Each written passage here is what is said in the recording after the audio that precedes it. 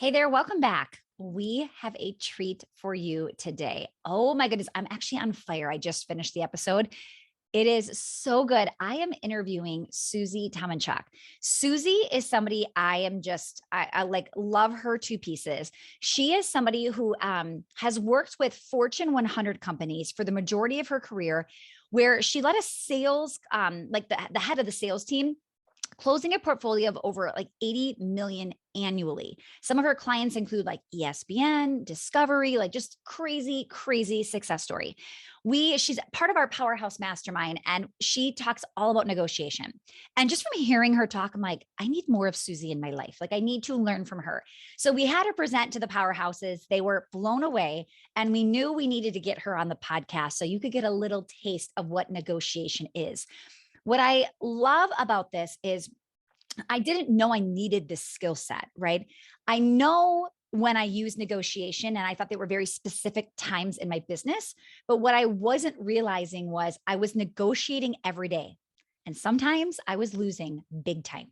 And once I realized what negotiation actually was and what it looks like and appears in my everyday life, is when I really started to get better at negotiating. So enjoy today's episode. I want you to get out a pen and paper. I want you to actually take the tangible to-dos she gives you throughout the episode, and I want you to practice. The last question I ask her, like, I swear will change my entire, not even just summer. It's probably a strategy I will most likely, it was a summer strategy, but I bet it sticks. I'm so excited to try it. And I actually think some of you are going to have the same problem, and you are going to be blown away by the answer and figure out how you can make this work too. So enjoy today's episode. Definitely make sure to grab a copy of Susie's new book. We have all the links. Everything will be in the show notes, and we say them out loud at the end of the episode as well. Enjoy. Susie, so excited to have you here. Oh, it's such a pleasure, Stacey. I'm super excited to talk This is about going to negotiation. this is going to be a good topic, negotiation. I don't think I've ever discussed. I mean, when people hear what we're going to talk about, they're going to be like, oh, no, she has talked about negotiation. It's just that we've never like pulled out this skill set separately.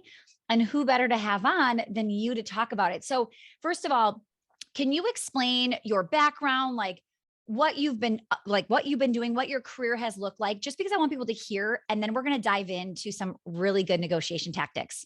Awesome. Awesome. Yes. So I was a corporate executive for many years, and I worked in the part of the business that we delivered content. So I was working and negotiating with companies like ESPN, Boeing, Discovery, just a lot of those content providers. And I was doing big deals because we were talking about satellites and transponders and all this encryption equipment. And Yeah. so very often I found myself across the table from the leaders in the organizations. It's definitely CTOs, CEOs, CBOs, all of the Right. likes. So I had to learn how to negotiate.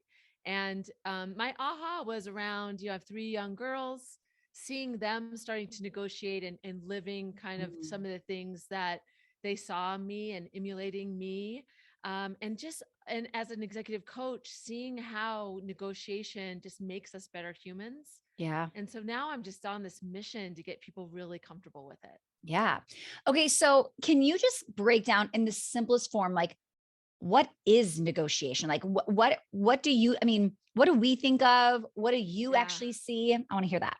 Yeah. It's everything. There's like kind of the low stakes and the high stakes. Mm. And we typically label negotiation in those high stakes situations. We think about buying a car, buying a Yes. house, negotiating your salary. Those are the Mhm. things that we label kind of those high stakes. And yes, they're high stakes. But the lower stakes ones are just as important sometimes, right? It's Mhm. everything from pressing your snooze button in the morning Oh, because you've made a decision to get up early, but suddenly when that 4:30 alarm goes off, you're like, didn't sleep that well. In consideration of my future self, I better go back to sleep. so you're negotiating with yourself. Some people every morning, it's the first thing they do is they negotiate. Oh my goodness. I Absolutely. love that. Absolutely. Love that. Okay. So this is an everyday skill set, and Yep. it's not just depending on who you work with, it's even within yourself. So this is something that everybody needs to be listening to. Okay. Love this. So like, this is already just exactly what I was hoping for. Okay. Why do you find that it is so important to normalize negotiation for business owners? Like, why are you on a mission to do this? So, as a business owner, we do need to be able to be good Yeah. negotiators. It's expected, but having said that, it's liberating. All come to negotiation with a different relationship based on the past, and it could be good and bad, and mostly draws out some negative emotions, Hmm. but just having the awareness and the intention around it in everything we do allows those high stakes negotiations you can be more prepared for. So you Yeah. can practice these things along the way in a difficult conversation that you might have with somebody on your team. Um, Thinking about that vendor and anchoring an idea early on. Yeah. And then when you find the things, I don't want people to become the negotiator that is manipulative and Right. that they Not at shouldn't all what you're. love. Yeah, Hmm. but how do you start to try some things, get some wins, some new opportunities right now, and Yeah. then when the stakes are high, you're more confident and ready. Okay. Love this. So there are definitely some, like you had mentioned, the big things where you think negotiating, like you're walking in the car dealership and you're like, I'm going to get a good deal, right? Or the house, or those are big ones. But Yeah. then as business owners, there are ones we do deal with all the time. And it could be, I just got off of a call. So I'm like very fresh into what people were asking me. We were happened to be talking about pay, which, oh my goodness, right? I was getting questions like, well, Stacy, what if, I gave this person a raise, but then she found out from somebody else that this person was making more than her already. And she wants another raise, but I just gave her a raise. So now they're basically negotiating back and forth. So I think it comes up a lot when it comes up to money. Mhm. It can definitely happen even with, negotiating back and forth of what's expected, right? Do you see Absolutely. that as well? Yeah. So as we're looking at things with your team, things with your clients. I mean, bad boundaries. Mhm. When you've Yeah. asked somebody to do something and they're not following it, and then that's popping up. And then you Yes. said, like, as well as it's with yourself. So there are just so many directions we can take this podcast, and I can pick your brain in so many ways. Now, I know you have a specific framework for really kind of starting to practice Mhm. negotiation and to kind of dive deeper. What are some steps for us to even just be aware of Mhm. when and how we're negotiating on a daily basis? Yes. And so the framework is really helpful with that. So the number one key, and when you ask seasoned negotiators, they say preparation is everything. Okay. And so preparing, meaning like everything from, like you said, what are all the interests Mhm. of what are the interests to me? What's the interest of the other party? I like to look at the world in leverage, and leverage can be even your confidence Yeah. or what you think of the other person, the power that they have. So even taking that time to brainstorm everything allows you to be more agile in that moment. And the key is when you're in the negotiation, how are you as clear as you can be, objective as you can be, so that you get to the end that you want. Okay. I love this. Now, I'm going to tell you something I do, and you can totally tell me if this Okay. is wrong. Okay. I'm open to being wrong here. You're the expert.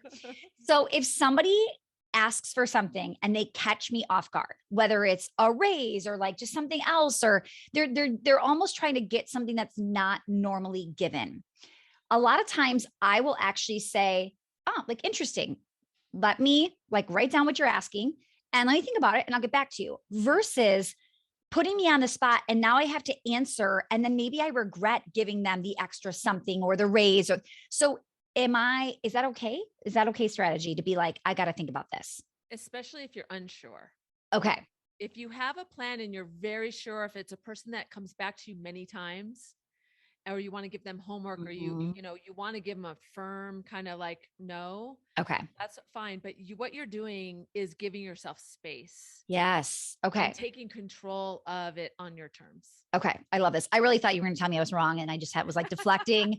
I'm like, okay, but I agree. I feel like I'm almost backed in a corner and you're making Yes. me answer something that I wasn't, like you said, preparation. I wasn't prepared to answer.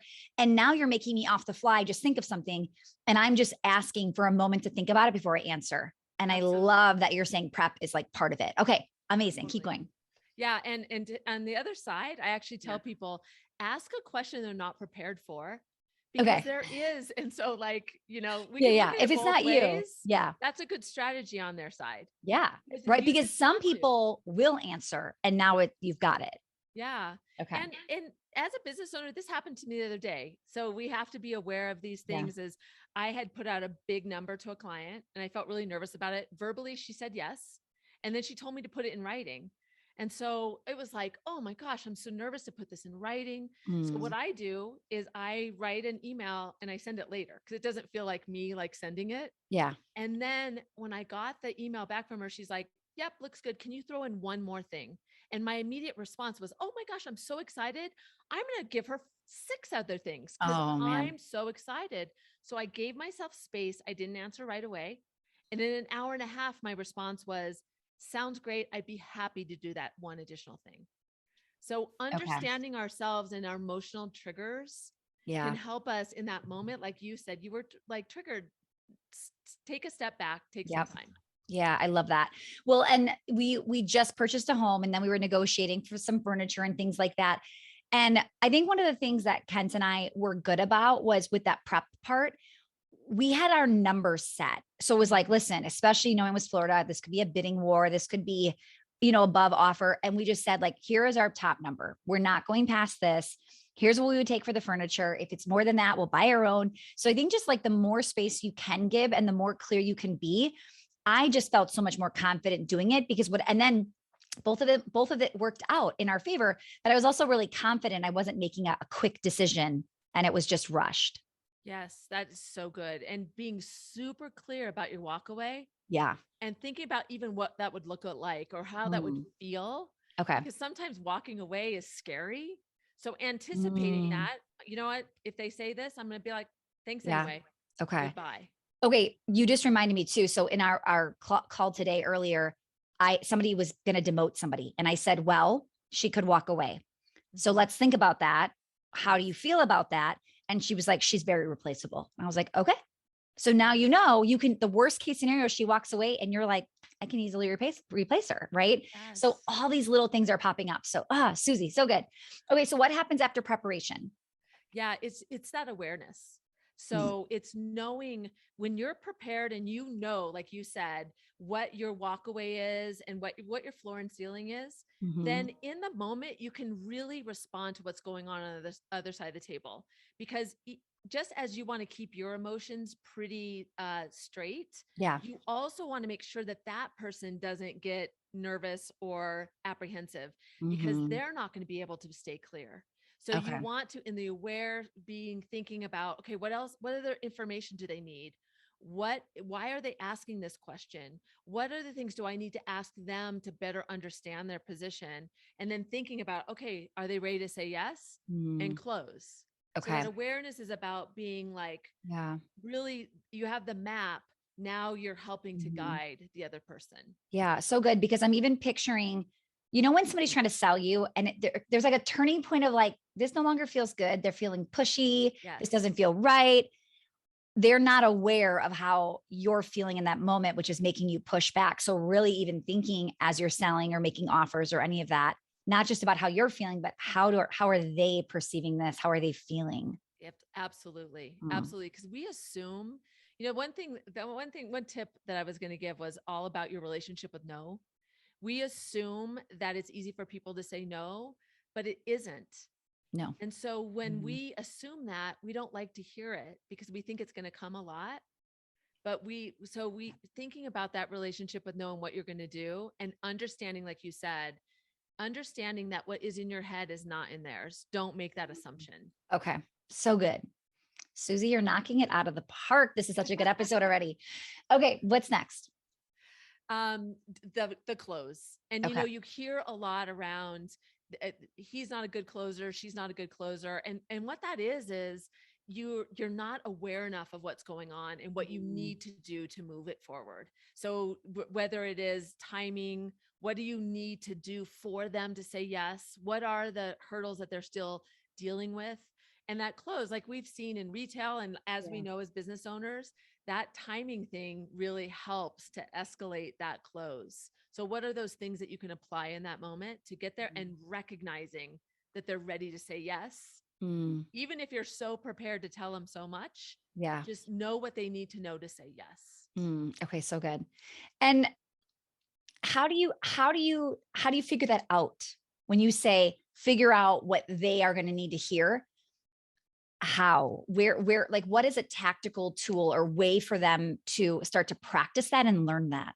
Oh gosh, it's really simple, I think. Oh, I okay. think we Amazing. have to ask questions Mm, in the moment and really kind of when they say no, get curious mm, and understands, oh, tell me a little bit more. And then what that does is it gives you time to kind of reset okay. and go, okay, let me hear what they're saying. What do I need to ask them next? What are they feeling? What's their apprehension? And then asking questions that are really direct. People tend to, you should know if the person in front of you has the ability to say yes. So Mm, asking, are you the decision maker? yeah. Or understanding clearly from them, are we going to be able to walk away today? If we are, I'm ready to move quickly if you will Hmm. too. So Okay. that finesse, it takes a bit of finesse, that relationship finesse, and the Yeah. higher the trust. So taking time to really build that rapport can Hmm. help you get there quicker.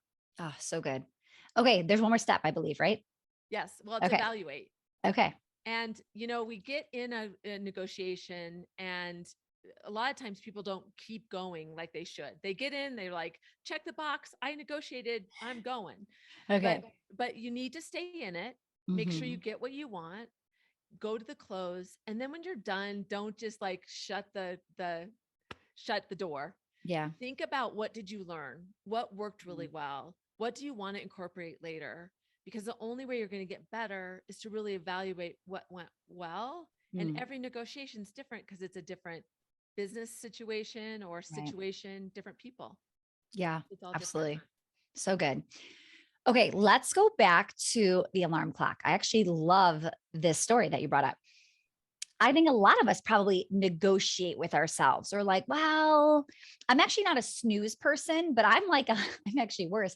If I decide I'm negotiating with myself and I just need to sleep or the kids woke up, I just set the alarm like an hour later. I'm not even snoozing. Like I'm not pretending to snooze here. So what do I, and I know some people like snooze it every single day.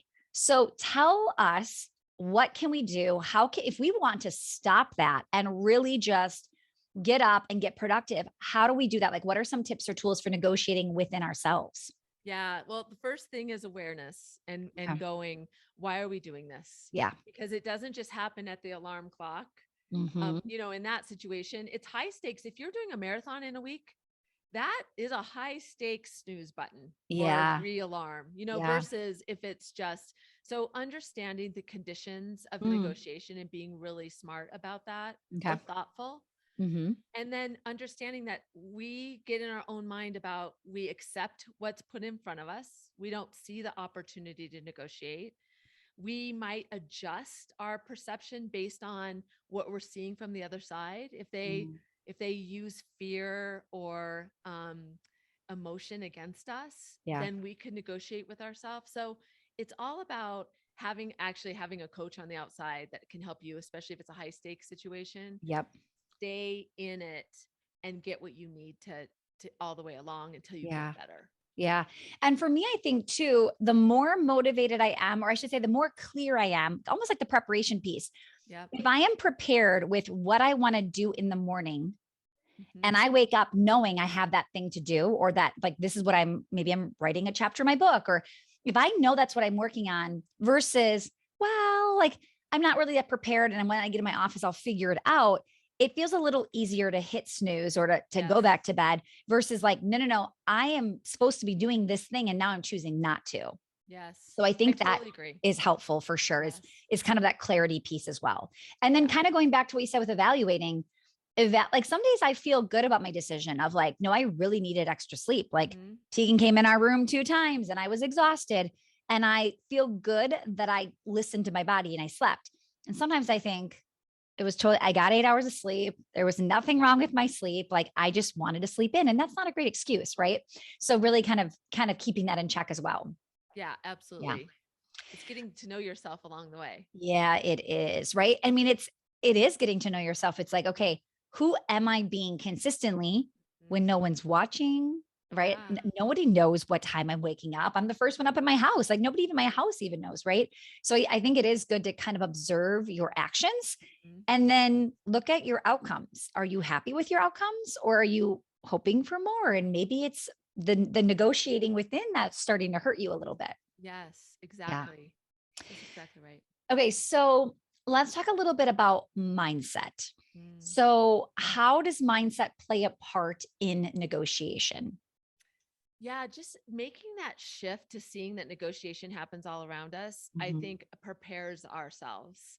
And I Yeah. have actually a few months ago, here's an example of mindset that you wouldn't think happened to me, but Mhm. it did.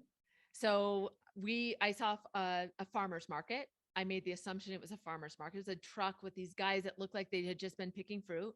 Okay. And my first thing was, oh my gosh, I don't have any cash with me. So I walk up and I say, hey, do you take credit cards? And they're like, yes. I'm like, oh, I'm so glad. I didn't even realize I was negotiating with myself, but I had Yeah. already made the decision to purchase. Everything was in these like preset little things. So I was like, oh, I don't really like that fruit combination. But I was like, well, it is what it is. Okay. And so I put it in the bag. The bag was $15, wasn't even a pound of fruit, but didn't even think about it. Still like in my own world and walked away. And when I opened it up, it was Millie, not really good fruit, and it had stickers on it. They had bought it from the grocery store. I had Wow. made assumptions that this was a farmer's market and these guys came from like all these things happened here. Yeah. All these decisions, Mhm. all of these things, they weren't forcing me. So Right. mindset's really important to think about your goal and your objective. When I said about being good humans, every conversation and when we go into it and think, what are the interests of the other party? What are the interests of mine? Mhm. And what is the goal of this conversation? What do I want to get out of this? And then you can get to that goal. You do a Yeah. lot around mindset. It's those Mhm. principles of clarity, how you want to get through it, and having the end in mind. Yeah. And I think too, how do you want both parties to feel? A lot of people listening, they're business owners. And of course, we want our clients to feel great about the price they paid and what they got and how they felt and results or whatever it is that they're looking for. So you can't just go in and think it's about me and I've got to get this price and I've got to get this. It's like, yes, I want to get that, but I want them to get what they came for too. Yes. Yes, absolutely. And making sure that we don't create what we think they wanted. Mm. Really listening to hear what they want because sometimes we get in our own head about that. And Okay. we need to just This is so good. Somebody keeps trying to sell me on something, and I'm always like, you keep selling me on what you want me to want. yes. And none of that stuff I care about, but they're not listening to me. So Yes. every time I see them, they're like, have you done this yet? I'm like, I don't want that. Like you want that. Don't put it on me. So if people were to ask better questions, I think they would be getting so much out of the people that are buying or potentially could be buying. So, really listening and taking Mhm. that back to negotiation would 100% change so many sales outcomes. Absolutely. And asking a question and practicing silence, Which is hard. which is so hard to do. So hard. I mean, I audit the sales calls and I have had to repeatedly say to certain salespeople, you talk too much. You're talking more than them. You're not talking. You're asking questions. They're talking. They're like, I know. Like it's so difficult to just listen to somebody. Yes, it Okay. is. So to give everybody a really tactical way of what I'm saying about listening and grabbing that and then reselling it back to them. So for instance, if somebody were to be calling up my dance studio and we ask them a question like, so what are you trying to do, like what are your goals for your little one? If they say, competitive team or dance in high school or dance like professionally versus, oh, meet friends, like, just have fun, like just maybe she needs to be more active, we just want her to like move around, whatever. Okay, if you don't know those answers and you start pitching how amazing the studio is and like Mhm. our kids go to Broadway and they do this, and the mom is thinking, I just want her to meet a couple friends. Like, I don't Right. really want her to go to Broadway, right? It's like you have to know, and then you have to hear what they want and resell them the thing they brought up. So if Yes. somebody says to me, like, we're looking, we just moved to the area, we just wanted to meet some people, I am going to talk nonstop about the friendships and the people and how she's going to meet and how we help them facilitate that and all of that. I'm not going to bring up the other things they're not asking for. Yeah. And I think that's what I was bringing up before was people are trying to sell me on stuff that I'm not asking for. So I have zero interest in it. Absolutely. And it goes back to that mindset, because what you're doing sometimes feels so easy. All I'm doing is repeating what they said. And so it feels like we're just being obvious, Yeah. but it feels different to the other party. Because they feel heard. Yes. They're like, she gets it. Like Susie totally understands me. Yes. And then they think I should buy from her. Like she's on, like 100% versus the opposite of I say something, you repeat something different, or you go a different direction. I'm like, she wasn't listening. Yes. Feels really different. Okay. Yeah. So somebody listening right now is thinking, wow, I had no idea I was a negotiator, or I need to be a good negotiator. Where would they start? What would be something I always like to get like an action item, like something they can do to get started this week to move in that direction. I'm going to give you 2. Amazing. I might give you 3. Okay. Because it's so hard. Yeah, that's fine. First of all, they say the stats say that we're horrible listeners to the people around us. And so practicing silence, start with the people around you, because we get used to this regular cadence of conversations and this lull. So it's really easy when you practice silence, you're interrupting that. And then you can get more comfortable with using it in real life applications. So be thoughtful about silence and watch what happens. Allow yourself to see the shifts that happen when you give time for people to think. Okay. So for instance, this morning, we live in Wisconsin. The weather is like 85, then 62. My children are very confused. They're like, why are we, Mom, everybody's wearing shorts. We're not wearing shorts. I'm like, no. You wore shorts yesterday, but today it's jeans. Like, okay. So when I'm negotiating with them, I now realize like I negotiated this morning and I think I did a really bad job. Yes. Okay. They So can problem solve. Okay. So I'm going to think about that tomorrow because I probably have a repeat of what's happening. Okay. So good. Keep going. Another one is just prepare. Okay. Be thoughtful before you go into a conversation, even if it's not a difficult conversation, it doesn't feel like it's high stakes.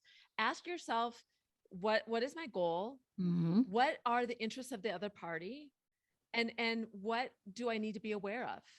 And even taking those simple, 30 seconds as you're getting on your Zoom or, just being intentional about your meetings will shift your awareness around getting through to what you want. Yeah. So good. And then the third would be mindful of your relationship with no. If when you hear it, it's a starting point and push through it. Okay. And also practice saying no.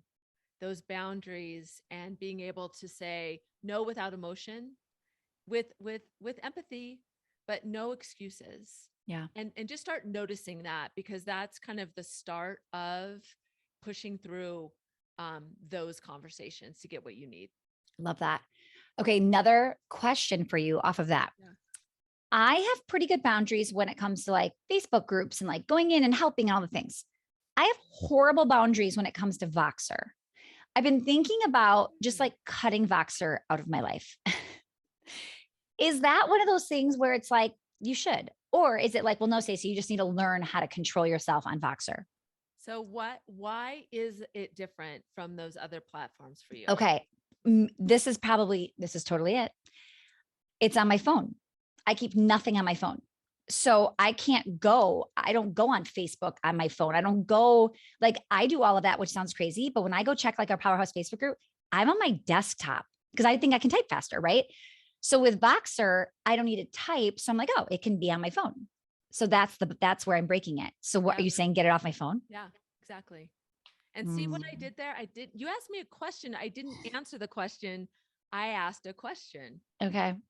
So like sometimes we need to give people the ability to get to it themselves and also hear what's going on for them. Yeah. So I wouldn't have known the answer without having you say that. Oh, that's like literally, I just felt like I had a breakthrough. I'm just like, well, it's there. I'm buffering with it. I'm kind of like, I'm not doing anything. So I'll just glance at Boxer and then somebody message and I respond right away. And they're like, Stacey responds on a Sunday. Like, wow. And I'm like, no, but I don't want to respond. It was just like me being, but if it was on my computer, I wouldn't check it till Monday. I Okay. think you You're a probably helped a genius. lot of people You're a with that. genius, Susie. That was so good. Okay. Where can they find all your stuff? And first of all, you have a book. So everybody needs to go buy the book. I'll let you explain that in a minute. But how do people hire you right now? You speak, like share just like if anybody's like, ooh, I want to know more about Susie, feel free to share. This is good I stuff. thank you, Stacey. I am like so passionate about this topic if you can't tell. And so I really And I'm you're good really at it. thank you.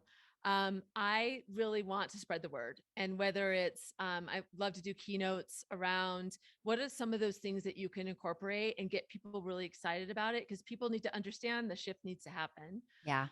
So I work with teams now. I do team building around this and talk about best practices, whether it's increasing influence for that team within Mhm. their organization or that individual and advocating for yourself and talking about that. My book is The Art of Everyday Negotiation Without Manipulation. And I'm working, Definitely grab Susie's yes. book. We'll put the link here in a minute. And I have Negotiation Love allows you to get on my network, get in my network, but it also has a freebie around preparing Okay. and Negotiationlove.com. negotiationlove.com. Okay. And there'll also be some information about a new course that is going to be out by the time this airs. Yay. And it's getting people to make that connection for themselves so that they Okay. can be better professionals, better peers, better business owners, so they can see it all around them. Yeah. So good. Where's the book? Do we go to Amazon? Where do we find it? Yep, you can get it on Amazon. Okay, amazing. Susie, thank you for sharing your amazing expertise with us. I mean, if I'm having breakthroughs on my own podcast, you know this episode has to be good. So Woohoo! thank you so much. Everybody go check out Susie. Get her book. If you have a podcast too, like definitely reach out. Not that you're for sure, yeah, she's going to negotiate with you, but Yeah. definitely reach out to Susie as well. So thank you for being here so much, Susie. Thank you, Stacy. My pleasure.